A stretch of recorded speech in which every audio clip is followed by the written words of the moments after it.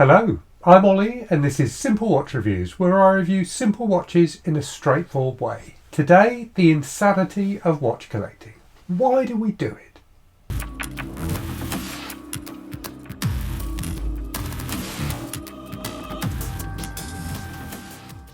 If you're watching this video, I'm guessing you own more than one watch. And if you're anything like me, you probably own a lot more than one watch. I've been collecting watches for about 15 years now, and over the course of those 15 years, the size of my collection has definitely gone up and down. There have been periods when I've sold off a number of more affordable watches, for example, in order to invest in a slightly more expensive watch. But the general trajectory of my collection has definitely been upwards over the course of those 15 years. And objectively, I recognise that that is crazy. Whilst I love having a big collection of watches to choose from, I only ever wear one at a time. And I'm sure that is true for the vast majority of us. The only person I know who seems to regularly wear two watches is Mark from Long Island Watches.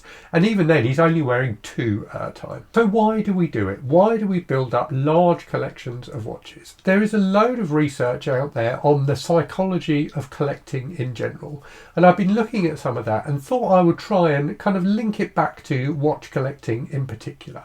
A lot of the points I'm going to make are about men as collectors of watches in particular.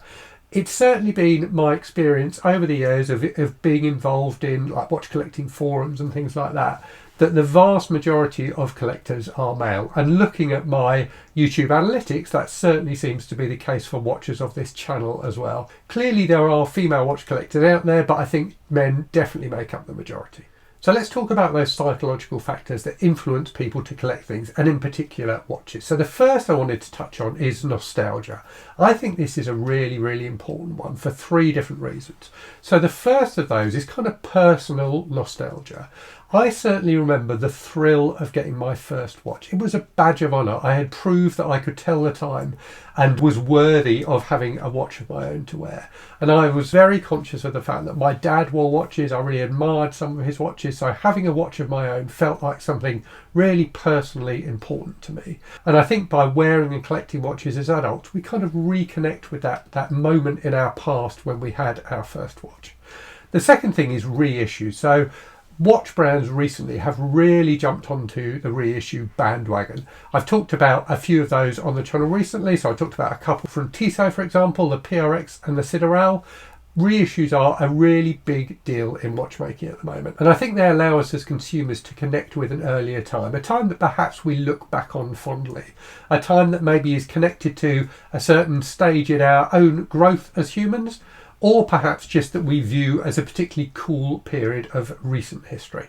And then the third element of nostalgia, I think, is something that is integral to watches and to mechanical watches in particular. It's that sense of wonder that decades, if not centuries ago, humans managed to create these tiny machines that can track accurately the passage of time. I think that is a really wonderful thing and a really important part of human evolution. There is something about that mechanical ingenuity that I think is quite comforting. The sense that things don't have to be complicated, things don't have to be digital. We live in an age that is increasingly driven by digital forces that we don't necessarily understand. So the idea that there is something as small and wonderful as a mechanical watch that doesn't use AI, that doesn't have a large language model, that doesn't use any of the other buzzwords that are floating around at the moment, I think that's a really, really comforting thing. The next thing I wanted to talk about was social connection. So there is certainly a huge community of watch lovers out there, and I've been a very happy part of that community for years, interacting with people on places like WatchUseek and Reddit, and now through this YouTube channel. The watch community has always been one that I found very, very welcoming and friendly. But there is another side to it as well. I think it is also an incredibly enabling community. I think it's a community that drives all of us to collect more watches, and maybe that's what we want when we become part of that community. We want that excuse to build and expand our collections, and there are a load of myths that percolate around the watch collecting community, like, you need to have a dress watch. So I have a dress watch. I have a nice Longines, which I hardly ever wear because I never go to situations that really require a dress watch. But there is this notion, isn't there, that you need to have a beater, you need to have a dive watch, you need to have a gather watch, you need to have a dress watch. Whereas in reality, most people out there don't wear a watch at all. And if they do own watches, they probably probably only own one, and that is enough for the vast majority of humanity. It's only us special band of watch fans who manage to justify to ourselves and each other having these huge watch collections that are far bigger than we actually need, but that bring us a sense of inner well-being for the reasons I'm talking about in this video. I think one of the justifications we use, and it's certainly one that I've used myself in the past, is that watches are a very resellable commodity. As I said earlier, my collection has grown and shrunk many times over the years, and often I've sold off watches that I've owned, and in many cases I've got back nearly what I paid for them. Not always, but sometimes, and sometimes I've got back more than I paid for them. So there is this sense that you are not wasting money by buying watches, you're just converting money into a different form of currency that you can exchange for cash in the future should you need to. I'm not convinced that that argument is one that will always hold true, but it's certainly something I tell myself from time to time. Another psychological element of collecting, which I think is particularly true for watches, is the thrill of the hunt. We've all probably had it, that thrill of finding a vintage piece on eBay that you've been looking for ages. You've seen loads of them at massively inflated prices, and then you manage to find one that's on an auction and you make a bid and you get it for a decent price. That can be enormously satisfying. And sometimes it's these kind of semi-grail pieces that we've been after for ages and ages that really become important parts of our collections, even if sometimes, because they're vintage and maybe a bit fragile, we don't wear them that often. The other element I wanted to talk about, though, was this notion of looking for the perfect watch. I think that is something that many of us have chased after through our time as collectors. And sometimes it can be as simple as there being a model of a watch that is almost perfect for you, but not quite.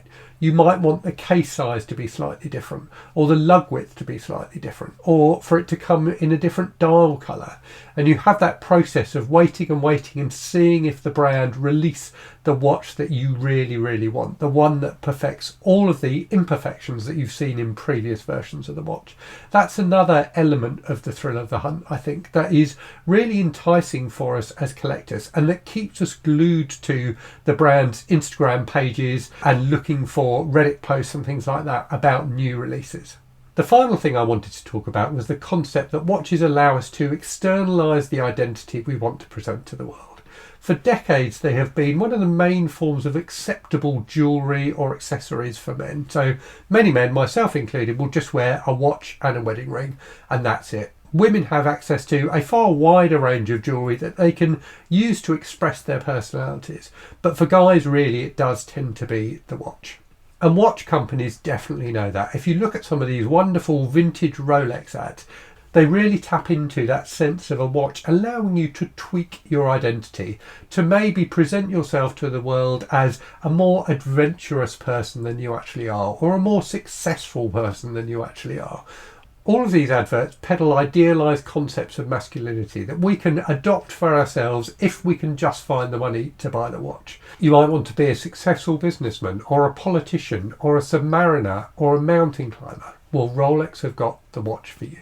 I'm certainly someone who has done this in the past. I gravitate towards kind of tool style watches and military watches in particular, despite having never been in the military. There's just something about the aesthetic that appeals to me.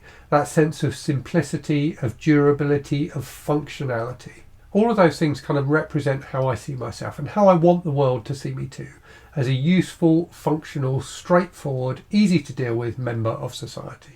So those are my thoughts on the insanity of watch collecting. Do let me know what you think in the comments. Please give the video a thumbs up if you liked it, and also consider subscribing for more simple watch reviews.